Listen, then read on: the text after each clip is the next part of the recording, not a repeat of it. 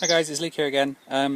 Today I'm going to try and broach a subject which, not everyone's going to agree with me with, but go over the basics of if you're going to start out in a trade, or, you're an apprentice, something like that. Basic tools that you should bring with you to work, kind of thing. Okay, I'm going to start with the basics. Anybody who's, been working for years, you're not going to have any interest in this video, but this is just my take. Obviously I can't encompass every tool because there's so many trades, but I'll give it a go, okay? So first off, just start with something to carry half your kit in. Obviously, as you go on, you get your own van, etc, etc, it doesn't matter. But when you start out, you're either going to want something like this, which is a wheelie case, which is made of hard plastic, or you're going to want a bag. Now I recommend bags that have always got like a hard plastic bottom, okay? Don't ever buy a bag bigger than you can lift when you fully load it up, because you'll learn quite quickly what you can and can't carry.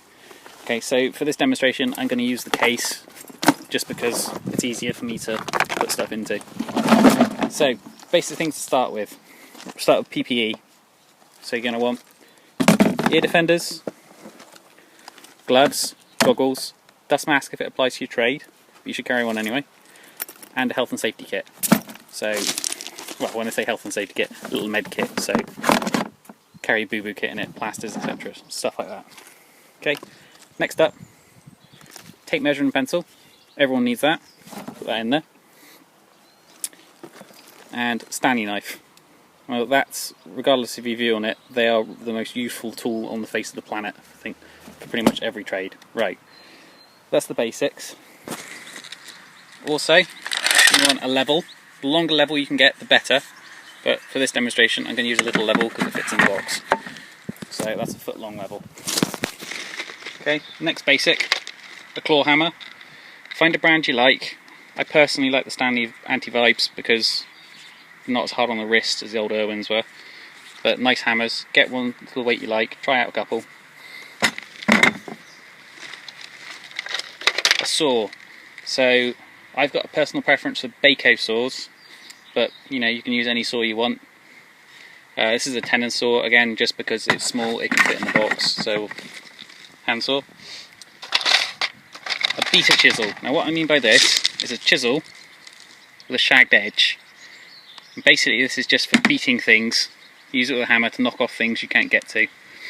Okay, you're not going to use it for fine woodwork, it's just to get rid of knocks, bumps. Don't mind driving into a nail here and there just to move things. Okay, next up. Now if you're going to carry one, get a combi drill. Make sure it's a combi drill so you can have the hammer and non-hammer settings. And if you can carry two, put that in there, get an impact driver. They're the most amazing thing when it comes to driving in or removing screws. Removing screws, these cannot be beaten, they are the best thing for it. Now to go with that, don't forget your charger. And also batteries.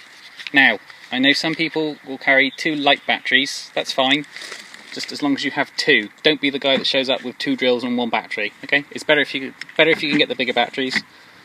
So, my preference is to have big batteries, but if you only have small and you don't use them that much, fair enough.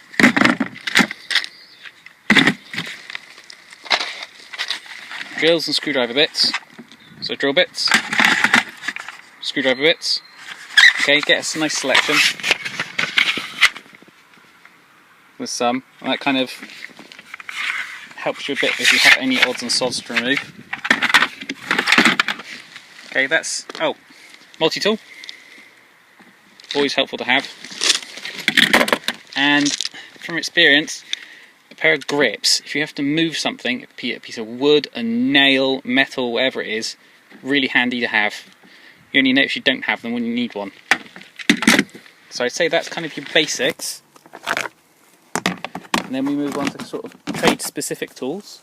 So, oh, sorry, no, actually I forgot something.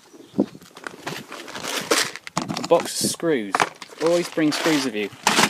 So this is like a starter pack for screws. If we look at this, it's kind of got all your basics. There isn't very many of them, but it's a good starting point. So that's always a good thing to have. Right, that I would call your basics for all trades. then you'll start getting on to trade specific things. So if you're a plasterer, obviously you're going to bring your trowels and your hawk. I like to have 2 trowels when I plaster. One's a laying up trowel, one's a finishing trowel, then your hawk. Obviously you have drills, whisks, other stuff to go with it, but that won't fit in that box. If you're an electrician, bring your screwdrivers, your snips, all your other stuff. Okay, I know you guys have a lot of kit, so you can be a bit more kind of specific on what that is than I can, but...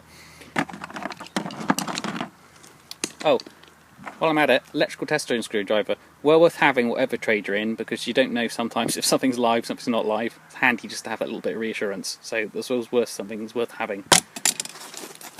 If you're a carpenter, bring your nail gun, bring your set square, bring your other tools, you know, you'll know what you need. If you're a blocky, trowels, lines, longer levels, you know, this is all kind of basic stuff. If you're a plumber, you know, bring your pipes, whatever, your cutters, your freezing kit.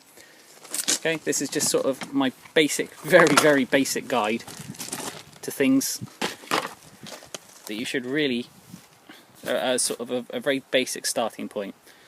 I hope you guys found this helpful.